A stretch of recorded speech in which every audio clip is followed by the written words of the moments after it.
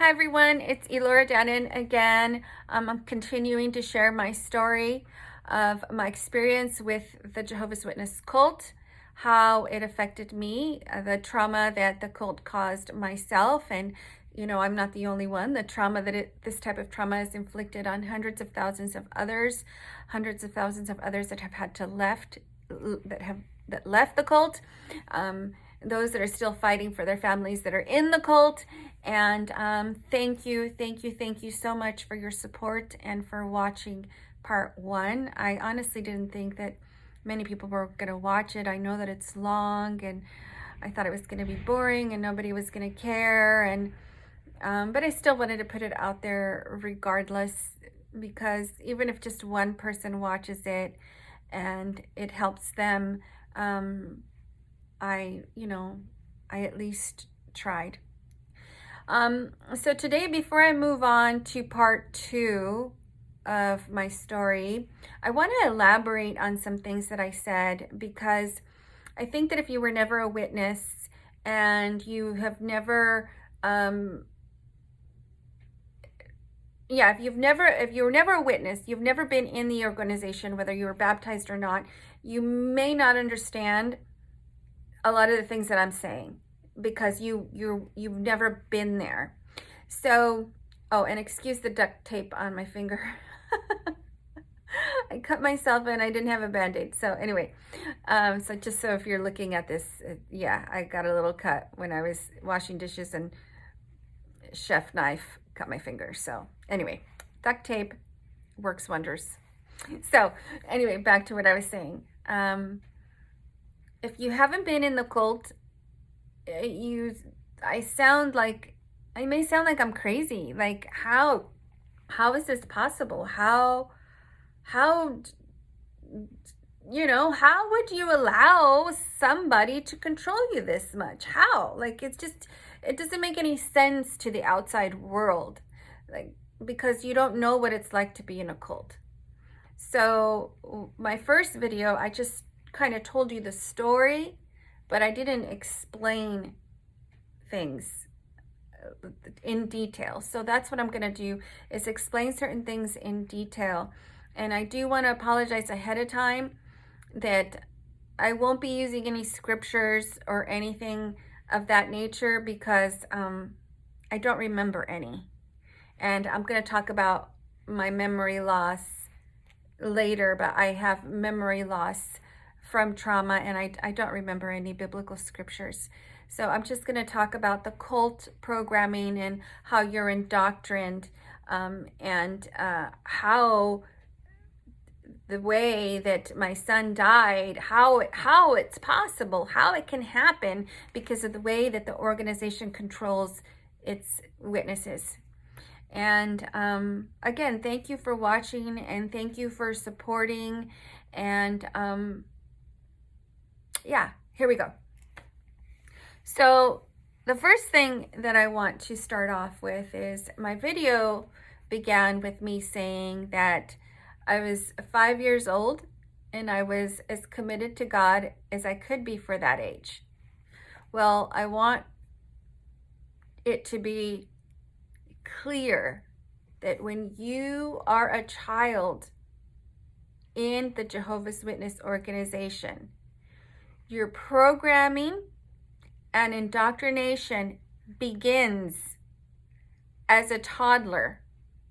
When you are little, the training begins. The training begins to sit still for 2 hours during the ministry school, to sit still for 2 hours at Sunday meetings for the Watchtower study and the weekly talk, to sit still during the weekly Bible study, to get your own Bible study at home from your parents or from an outside or from a witness that comes to your home to give you your own personal Bible study. So the training begins when you're little. Even if you can't read, write, or talk, or hold a pencil, the training begins. Teach your kid to sit and be quiet, to honor and respect the house of God. Okay, the child has to honor and respect the house of God, and you teach them since they're little. Okay, if they're making noise, you take them to the bathroom and you whoop them, and you teach them that they have to shut up and be quiet for the entire meeting. Okay, this is it. It begins when you're little. So my parents became witnesses when I was 3 years old. So when I tell you that I was programmed, I am telling this happens since you are a baby. So as you get a little older, and now you can hold a pencil and you can draw lines.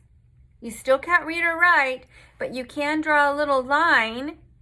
Now you have to pay attention during the meeting. So for 2 hours, you have to sit there, and every time you hear the word Jehovah or you hear the word Jesus, you have to be paying enough attention so that every time you hear that, you make a little line. That's how you learn to pay attention. That's how you learn to stay, that's how your attentiveness begins. You're paying attention. So every time the minister at the top, giving the talk, he says Christ this or Jehovah that, you make a little line, and then you hear it again and you make another little line, and you make another little line, and you make another little line. So that's how you learn to stay focused. Little lines, little lines, little lines. Okay? Or you have to write the word Jehovah every time you hear the word Jehovah. They find a way for you to always be paying attention. You can't just go to church and color, be on a coloring book, or read, The Cat in the Hat. You can't just go and be entertained with a little car, a little truck. No. You can't be entertained with anything but the word of God, the person that is up there speaking. Okay, that is how they begin your training. Then at home, when your family, your parents are preparing for the ministry school, for the Sunday meetings, for the weekly Bible study, you have to sit there and prepare with them. You have to listen to them talking, even though a lot of it doesn't make sense to you. You still have to sit there. Parents are not allowed to just let their kids roam free. The parents are responsible for training these kids since they're little. Then the child has their own Bible study, where the parents do Bible study with you. Back then, when I was a witness, a witness would come and give the child Bible study. Now the parents are responsible for doing it. They don't let somebody outside of the household come and do it. If the parents are baptized, then the parents are responsible. So back then, a sister would come and give me Bible study. And so now you learn the Bible study, you learn the biblical stories like Cain and Abel and Job, and all the Bible studies, of course, interpreted and explained the way the witnesses want you to believe. The Bible studies are linked to birthdays, Christmas. There's always that Bible study to show you why all of these things are bad. And you're taught from infancy, basically, that you don't want to be destroyed. You don't want to be the bad person that gets killed in Armageddon, and you're never going to see your mom and dad again. Because you don't want to hurt your mom and dad. You don't want to die, and then your mom and dad don't get to be with you anymore. Or you don't get to be with your mom and dad because now you're destroyed. So this fear is put into you since you're a baby. Then you have to memorize Bible verses. You have to memorize the book, the verse, the chapter, the verse. You have to memorize it verbatim, and you say it over and over and over and over and over and over and over until you learn it. You have to They teach you how to present pamphlets when you're going door to door, even though you're little and can probably only say one or two sentences. They teach you to say things like, "Hi, we're Jehovah's Witnesses, and we're in your area, and I would like to give you this pamphlet here that shows you about the kingdom of God and blah blah blah blah blah, and how there's a salvation for all of us," or whatever. You memorize it. You memorize it, and then when your parents are preaching, they throw the kid to the door, and the kid has to do it too. The kid has to practice. So when I tell you that we're programmed, the programming begins when you're little. If you were born into it, or even if your parents became witnesses when you were a child. So this isn't something that just happens overnight, okay? So that's one thing that I wanted to talk about. So the other thing that I wanted to mention is that I did tell you, how we go to the meetings 3 times a week. It's not 3 times a week anymore now. I think it's twice a week. But back then it was 3 times a week. And then you have all the studying that you have to do to prepare for the meetings. And then, so all of this frequency, the frequency,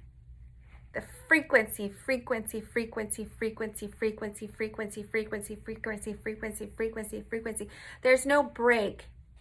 And so when you're programming somebody, when you are indoctrinating somebody, when you are creating this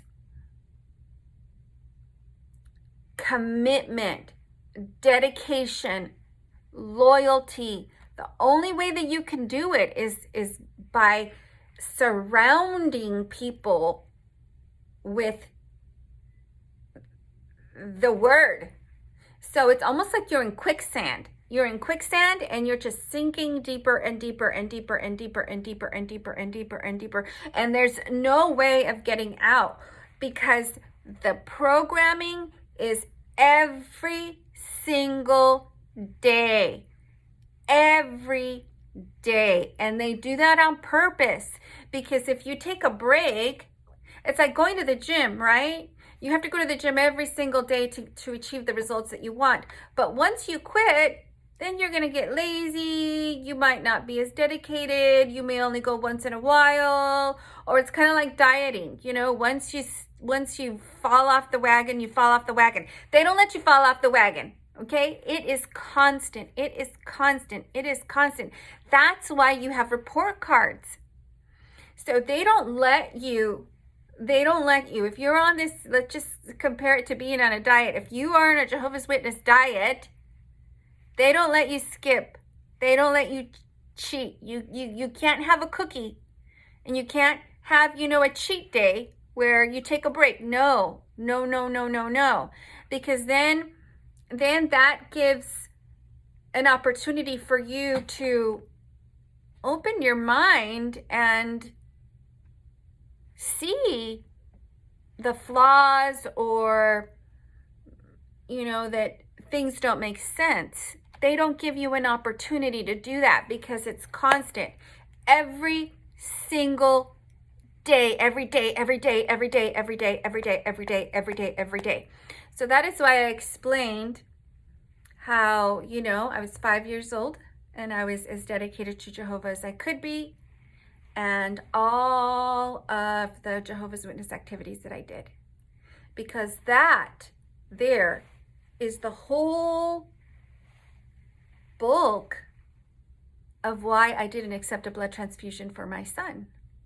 Because the programming is constant.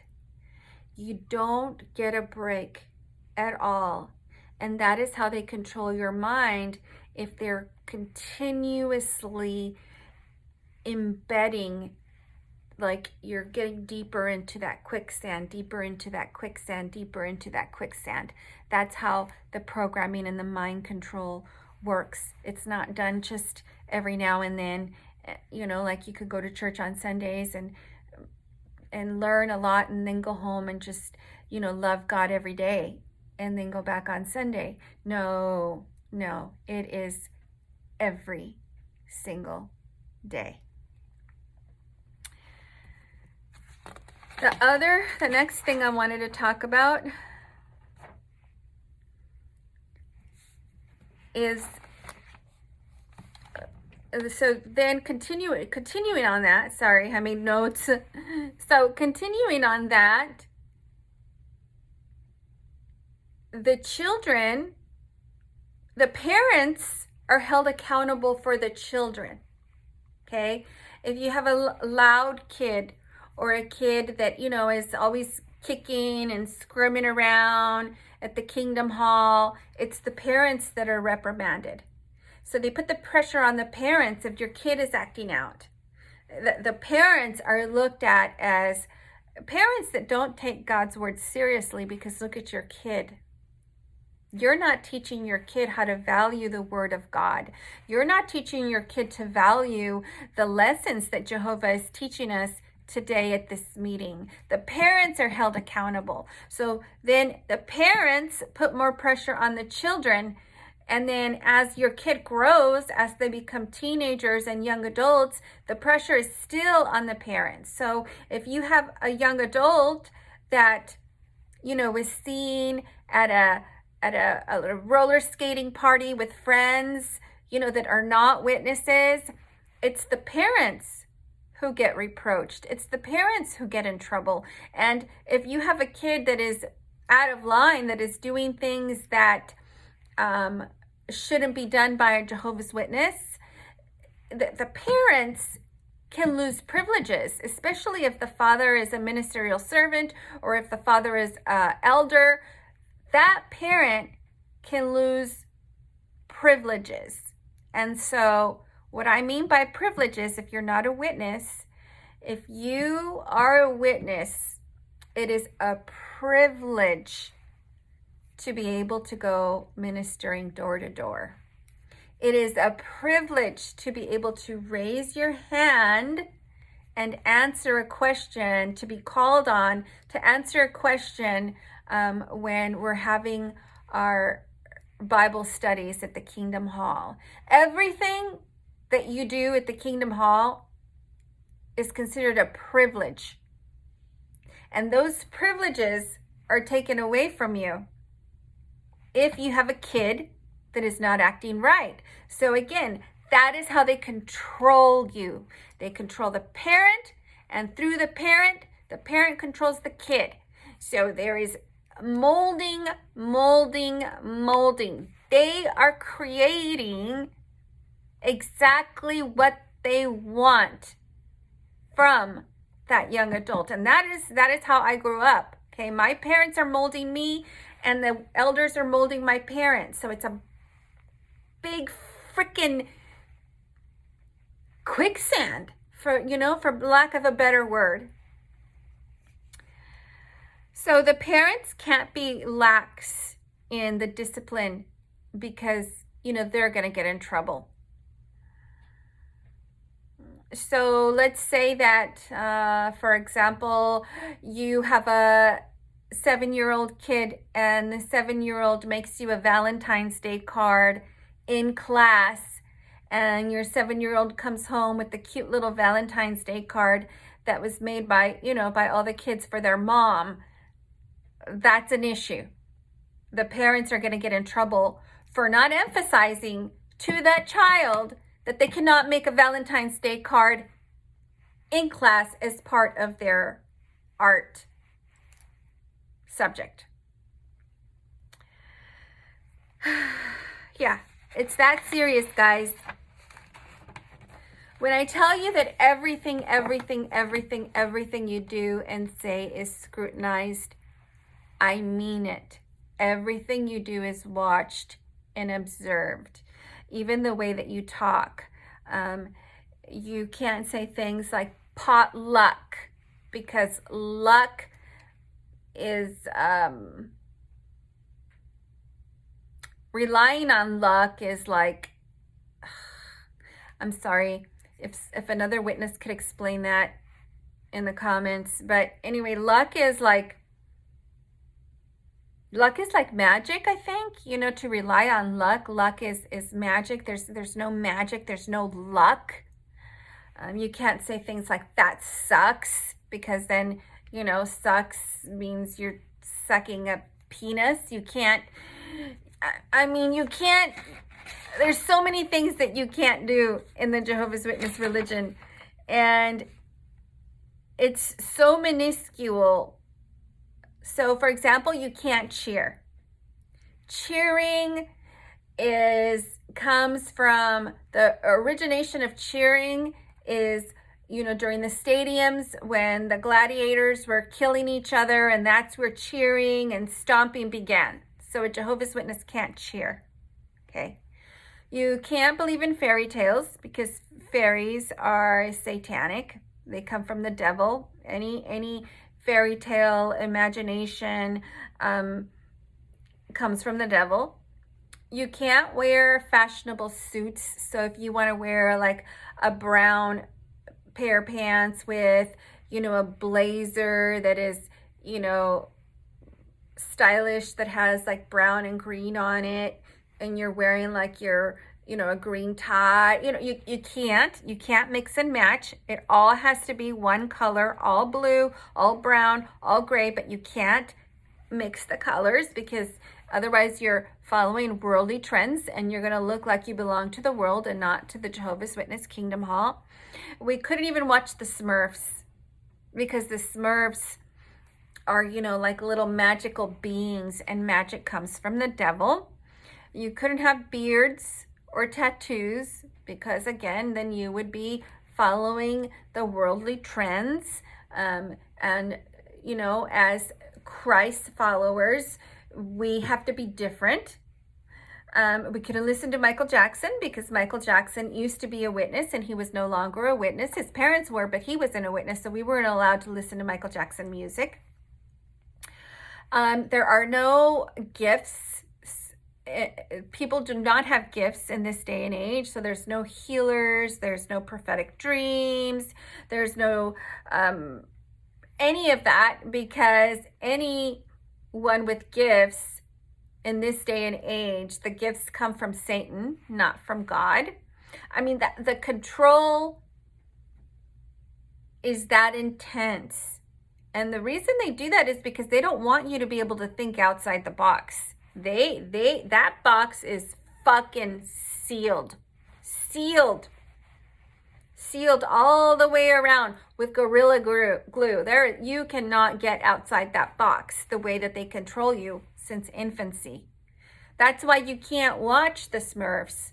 That's why you can't watch Harry Potter. That's why you can't watch, you know, the Lord of the Rings. You can't watch any of that, because then, you know, your mind might open up to new things, and they don't want that. I mean, even one time I wore this skirt to the meeting, and I think my skirt was like maybe 1.5 inches above my knee.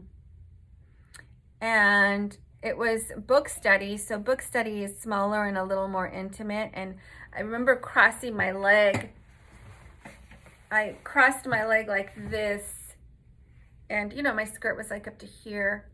I crossed my leg in front of the brother that was giving, you know, that was conducting the book study. And when I made when I looked up, he was looking right at my legs. And then he looked up and he made eye contact with me.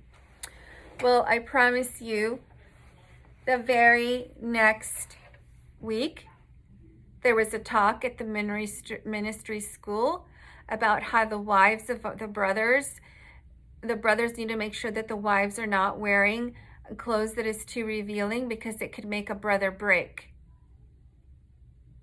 It could cause him to break. Obviously, he liked my legs or something, and he felt guilty about it. I mean, that is how controlling. Obviously, that elder was embarrassed that he looked at my legs, and so he went and confessed, and then they had to talk about it the very next day. Anyway, when I tell you that Jehovah's Witnesses can't say that they're saved or that they've been saved, those that do believe they're saved, according to the Jehovah's Witness teaching, that would be a satanic attitude, because only Satan would trick you into believing that you are saved. And only Satan will trick you into believing that you no longer have to work to please Jehovah. So that attitude, that belief comes from Satan. So Jehovah's Witnesses never say, I am saved. I accepted Jesus into my heart, and I know that Jesus is our Savior, and he came and he died for us. We do believe all that, but we're not saved just because we believe that, according to the Jehovah's Witness religion. If you do say, I'm saved, God has already saved me because I love Christ, that's that's Satan tricking you. Only Satan tricks you into believing that you are saved. Yeah. So the stricter the organization gets, the more and more rules they put on witnesses. They justify that by saying that following God is a narrow path that is going to be narrow and difficult versus the wider path that is easy. This other path is very, very, very, very easy. And so that's why people choose this path. But we are the narrow path, and that's why it's hard. So you believe it. You believe that all these rules are there in place because following God and worshiping God is not easy. It's a narrow path that only a few will be able to follow. That's how they justify that control.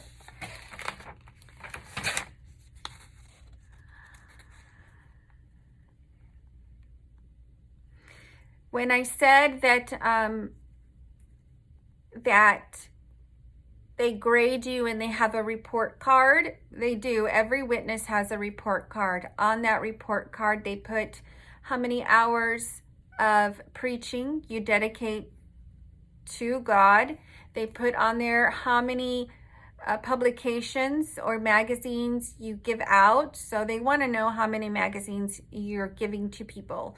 Are you giving 3 magazines a week, a month, or are you giving 100 magazines a month?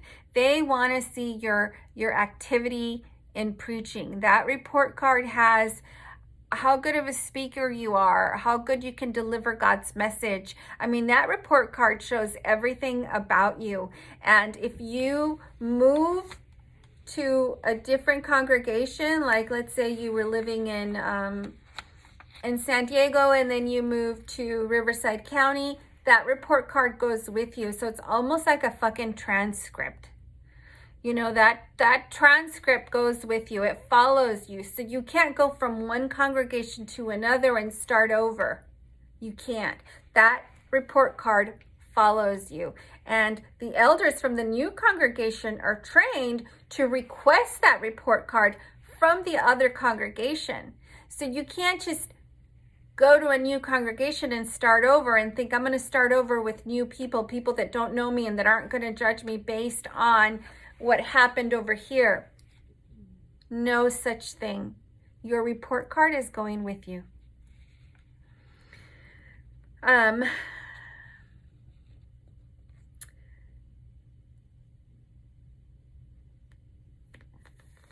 So,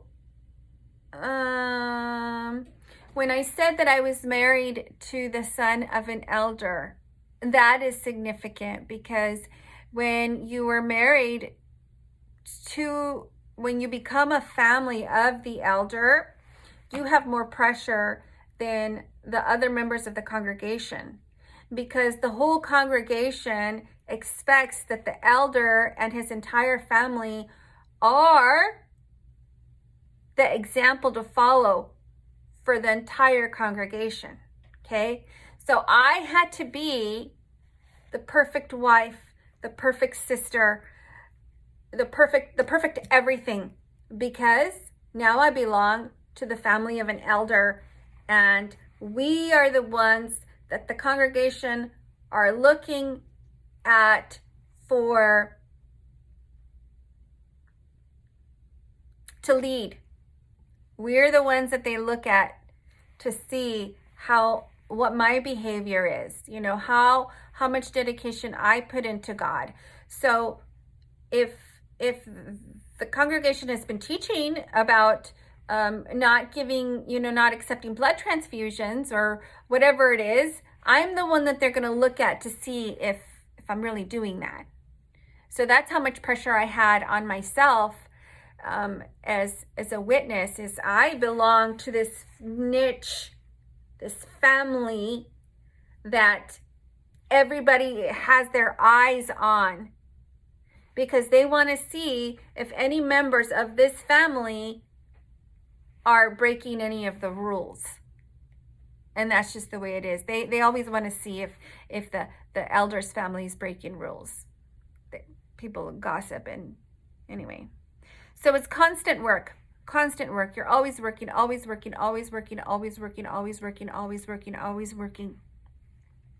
And you have to be the example for everybody else, because they teach you that you don't want to be the cause for others to fail or break. Because if I do something bad, then my friends can do something bad. I'm the one who, caused others to fall.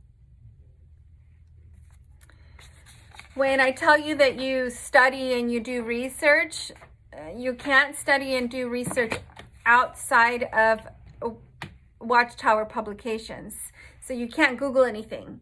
And, back when I was a witness, the internet wasn't as easily accessible as it is now, but you couldn't Google, you couldn't go to the library and try to figure things out outside of Watchtower publications. And it is forbidden that you read anything else but Watchtower publications. That's how they control you.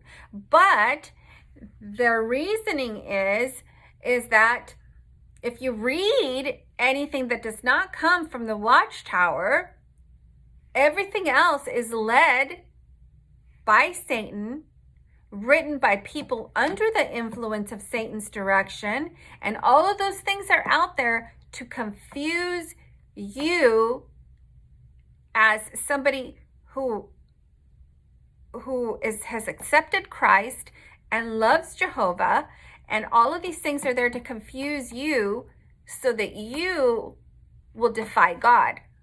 So that's why you're not allowed to read anything outside of the Watchtower publications.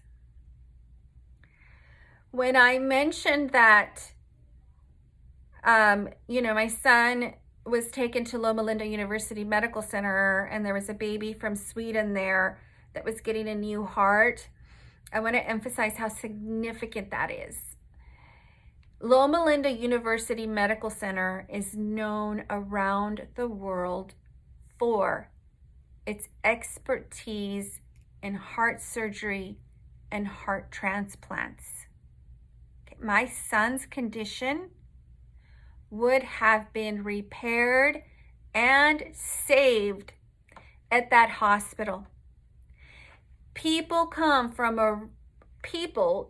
around the world. Babies are brought to Loma Linda University from around the world to repair their hearts, because this is the place where a heart condition can be fixed, especially a baby's heart. And they come for free, because this is charitable work that Loma Linda University Medical Center does. So babies come from Sweden, they come from China, they come from Mexico, from all around the world. Babies come there to be saved. And that is where my son was. we lived 6 miles from Loma Linda University Medical Center. My son could have been saved because he was at the only place in the world that specializes in infant heart surgery. So that's how significant that was, is that my son did not die because they're not capable of repairing his heart disease, because they're more than capable. My son had what's called a VSD, which means the 4 walls that separate the chambers of the heart, the 4 walls weren't formed, so they had to make new walls. That's not even, compared to the type of surgeries that they do there, that's not even, I mean, that's the least complicated probably of all the heart surgery that they do there. I mean, they've even given children hearts from bamboo and I think a pig's heart even. So that's why that is so significant. That's why, I wanted to emphasize that. The fact that your children that are not baptized, all children that are not baptized do not get to go to heaven, or in the Jehovah's Witness faith, do not get to be resurrected, and they will not be in paradise if their parents are not baptized Jehovah's Witnesses. So that puts more pressure on any practicing witness that hasn't been baptized yet if they lose a child, because who wouldn't want to see their children again? If you lose your child in a car accident or, to leukemia or whatever, and you're not baptized, I promise you those people are getting baptized quickly, because if you're not baptized, you will not be in paradise and you will not see your child. A few years after I had Alec, I was pregnant, and I got pregnant again, and my daughter choked on the umbilical cord. I was 37 weeks pregnant, and she choked on the umbilical cord, so she died, before I could even deliver her. So at 37 weeks, full term, she just wasn't moving. I went to the hospital and they checked, and there's no heartbeat, so I had to deliver a stillborn. So I asked, the elders, what about my daughter Ada? They said that there was no resurrection for Ada. Ada would never be resurrected. So this was one of the biggest turning points for me, is they said my daughter Ada, I named her Ada Mia, 37 weeks, okay? 37 weeks. I was already dilated to 4. I could have had this baby any day now. She was full term. I had all my other kids at 36 weeks. Ada went a little over, but she went over because she, she died.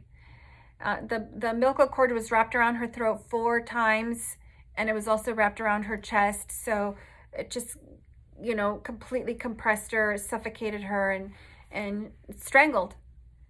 So the elders told me that there's no resurrection for Ada. Ada would never be resurrected because Ada was never alive. That's what they said. They said that that according to the Bible, life means breath. That nobody is alive until they breathe. And my daughter Ada never took her first breath. So there was no resurrection for Ada.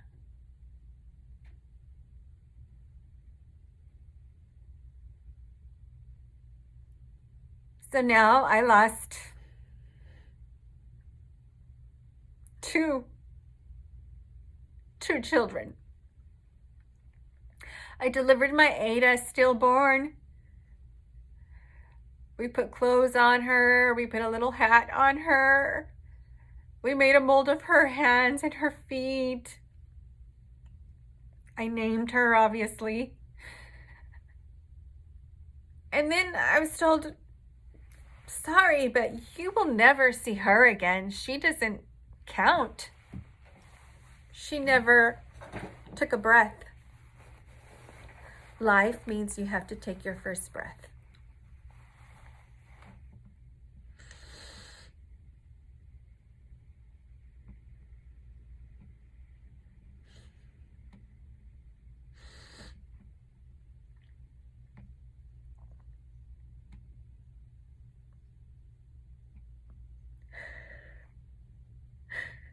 That's when I began to see how fucked up they were, you know? The cruelty. These people are just trained to just be fucking cold and no empathy, no love, no nothing. Who says that? Who says that to a grieving mother? I was already, reliving the death of my son when Ada died, because now, you start to grieve all over again. I mean, it was a nightmare. And they're like, oh, you'll never, sorry, but you'll never see her again. She never took a breath. And according to the Bible, you have to breathe.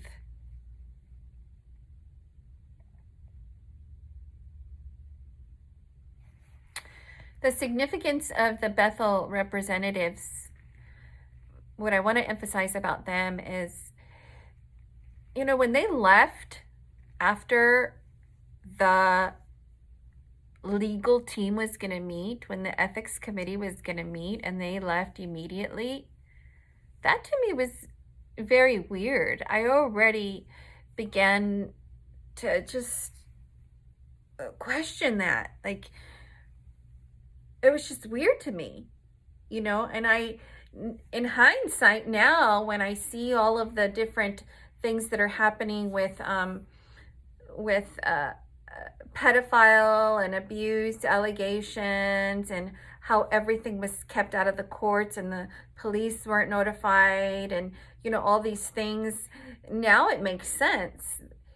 The Watchtower did not want to be involved in anything legal because they didn't want it to taint the name of the Jehovah's Witnesses.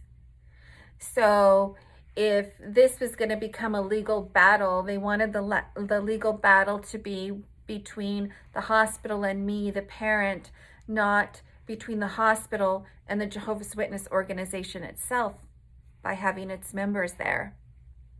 And I was really disappointed, because I thought that if the blood was really as sacred and it had the sanctity that they portray, why aren't they willing to fight for it? Why aren't they willing to prove to the world that this is a must? That just didn't make any sense to me when they left.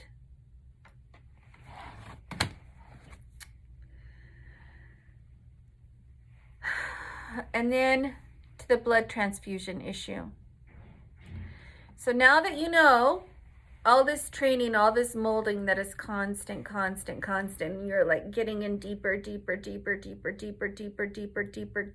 like quicksand.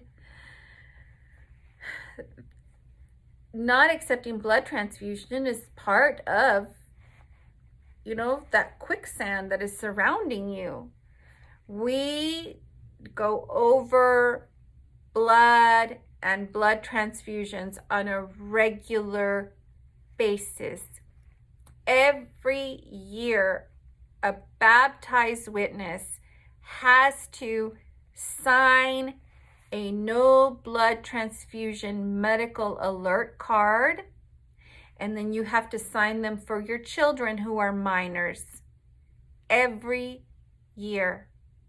There is a specific Jehovah's Witness and blood transfusion booklet that explains everything about why we do not accept blood transfusions and what a sacred thing this is to God, and representing the blood loss for Christ. So we're well versed in blood and blood alternatives. They teach you, not only do they train us on, not only do they program us not to accept a blood transfusion, but they also train us on blood alternatives, what can be used instead of blood, or how you can dilute the blood, or, you know, and I've lost other friends to that.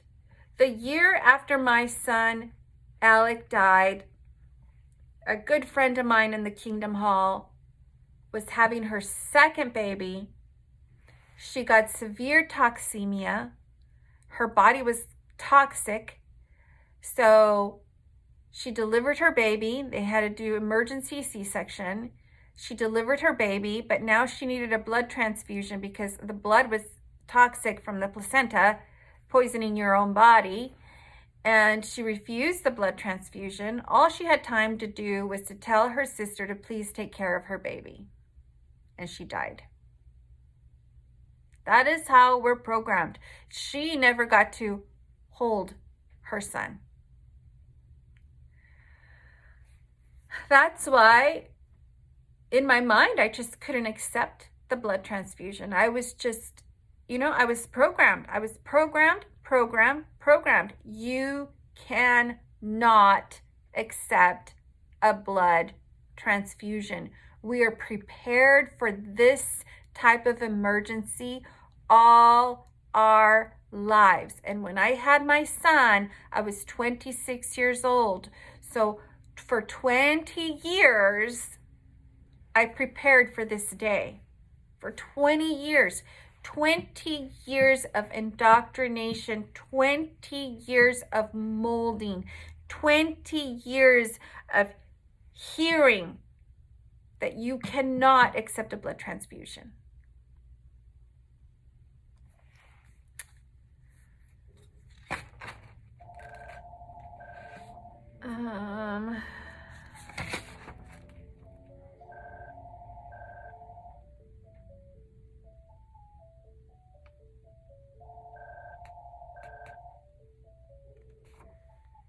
The fact that I never told anyone why my son died is because in hindsight now, I know how ridiculous, absurd, stupid, and brainwashed I was. And I also know that people would see me as some crazy religious fanatic, and I was. That's how I was indoctrined. So, for a long time, I felt that people would like throw eggs at me or flour at me or, tomatoes at me and calling me a killer. But basically, I was indoctrined. But at the time, I didn't know that. At the time, I just felt like I was being tested by the devil, like Job, and you can't question anything that they teach. When I said that a Jehovah's Witness has no voice, a Jehovah's Witness has no opinion, that stands true to this day. The moment that you question anything that comes from the watchtower, anything that they teach or any system that they have in place for whatever it is that they're teaching, you are counseled. You are counseled for questioning God. Okay, not questioning the watchtower, not questioning the organization, for questioning God. Because the watchtower is put there by God. God has allowed this, organization to form, and they are our mediators. So when you question Anything that they say, anything that they're teaching, you're questioning God. It's a blasphemy. You're counseled. You're doubting God, and you can be reproached. And reproach means that you lose privileges. So now all of a sudden you can't raise your hand at the meetings, and you can't do Jehovah's Witness activities with other witnesses because you're in a weak state of mind, and they don't want you to contaminate others, or share this doubt that you have about God's word with anyone else, because that's Satan trying to mislead the whole flock, so they keep you away from the flock.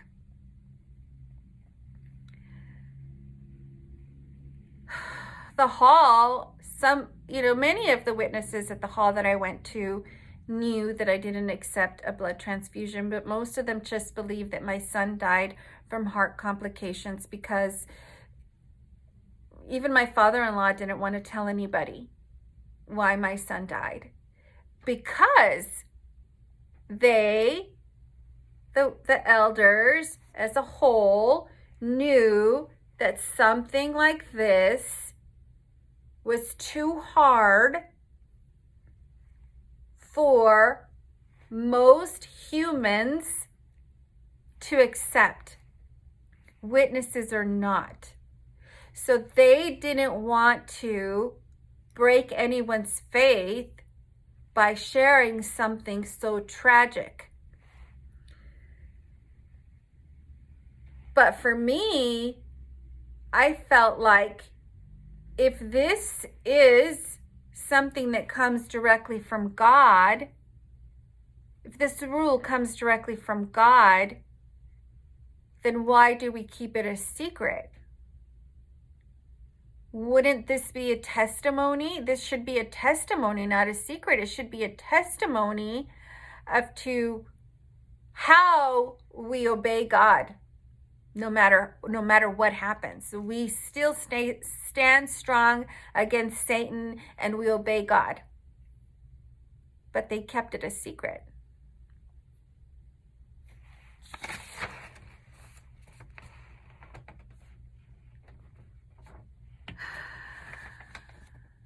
So anyway, thanks for watching again.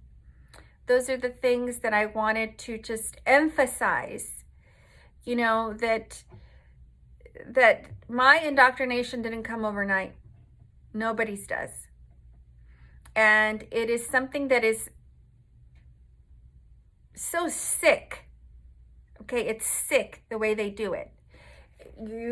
Every single day, you are being programmed with all the required Bible study, with all the required biblical activities. And then, in addition to that, everything you do is being watched. The way you dress, the way you talk, what you do, your personal activities, the movies you watch, the people you hang out with, everything is being watched. And the last thing I want to say is, when I say that there is nothing outside the organization, I mean it. You, a baptized witness, are not allowed to have friends that are not witnesses. They teach that anybody outside of the witness congregation are not your friends. They're acquaintances. They're people that we know on a professional level and such, but you do not have friends outside of the witness organization. They cannot be your friends because they are not like-minded people.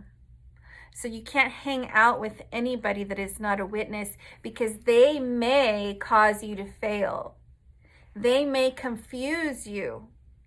And all of a sudden you're questioning God, but it's Satan that put that person there to creep into your life as your friend, and they're getting you all worked up. They're making you question what Jehovah's Witnesses call the truth. So that's how my health deteriorated, because I felt like Satan broke me and I wasn't strong enough to withstand that trial, because, I felt that Satan was testing my faith and I wasn't strong enough to withstand. I was able to say no to blood, but it still broke me in the end. That's really what I felt and what I believed. So I just wanted to, again, emphasize on those things. Like, how does a person get to this point? That's how you get to that point, is the control that they have over every aspect of your life. Every aspect of your life. You don't just go to church and love God and learn about God's miracles and learn about God's promises and learn about God's love. No, no, no. You are constantly being indoctrined and molded into the person they want you to be. And because you can't have friends outside of the organization, that includes family. They tell you, well, you can kind of hang out with your mom and dad if they're not witnesses, but you really need to, keep them at arm's length because they may pull you away from God. So that is why witnesses work so hard to get their mom and dad and brothers and sisters and everybody to join them in their faith, because otherwise they have to, according to the way the Jehovah's Witnesses teach, you have to leave all of them behind, because you cannot be destroyed because of your love for people outside of the organization. You have to really save yourself. If they don't want to be saved, that's on them. You have to save yourself and leave them behind. Don't turn back. If you have any other questions, let me know. I don't know any biblical scriptures because I have memory loss, but I will talk about that later. Sorry, my phone's going off here at work. So, yeah, I'll do my best to share with you whatever it is that comes up. Oh, and lastly, the inadequacy that you feel because, everything is being graded. How many Watchtower publications or magazines you sell or give away, or whatever it is that they're doing now or were doing then. Because when I started, they used to sell them for 25 cents a magazine. How many hours of preaching you do, how many Bible studies you do, everything is being graded. You always feel inadequate. And this is how the mental health problems begin, because nothing is enough. You're never quite worthy. And in my case, even though my son died, it still wasn't enough. I still hadn't done enough to show God my faith. Believe it or not, I still had not done enough to show God my faith, even though my son died. For my religion, even though my son died because I denied a blood transfusion, I still had not shown God enough to prove my faith. And then, when Ada died, now I had to work for 2 babies. Now I had to keep working harder. Well, I didn't have to work for 2 babies because there was no resurrection for Ada. How is there no future, no hopes for a full-term baby? She was full-term. I was 37 weeks. 37 weeks. I was already dilated 4 centimeters. I could have had her that day or, the day before, but she choked on the umbilical cord. Anyway, thanks for watching again, guys. Elora Dannon. I will continue the story on how I escaped the organization my next video, but today I just wanted to give you a little bit more details, because people that are not in the organization have no idea unless someone sits down and lays it out step by step by step what it's like being in there. And I am telling you, everything you do is scrutinized and questioned. Like I remember one day when I told an elder how my mom and dad were having a get together and it was going to be a potluck if they could bring something. He told me, "Oh, you can't use the word luck because luck is a worldly phrase. You know, we don't rely on magic and luck. Nothing comes from luck. You have to say cook's choice." Yeah. That is how they could, everything you do is controlled. One time I made a unicorn in my ceramics class. I took ceramics for like 6 years and I made a unicorn. It was the most beautiful horse I have ever molded by my hands. It was so beautiful. It was a horse that was sitting down on the ground with, a unicorn head, and it was, it wasn't a standing horse. He was laying down on the ground. And a witness came over, and my mom was really proud of my horse, and she showed the witness, look at Sylvia's, latest ceramic project. The sister was shocked at, unicorns are magical creatures that are not in the Bible, and they don't exist, and they're magical, and magic comes from Satan. You have to get rid of it. You have to take that out of your house. You can't give it away. You have to destroy it. So my mom made me break it outside on the driveway. That is the control. And if I wouldn't have broken it, if I wouldn't have gotten rid of it, my mom and dad would have gotten in trouble for allowing a metaphysical object in their home. Yeah. It's a lot of shit. It's a lot of shit. And I'm probably just touching the tip of the iceberg right now. But this is how it could lead to what happened to me. And I didn't accept a blood transfusion because of the control and the power that they have over you.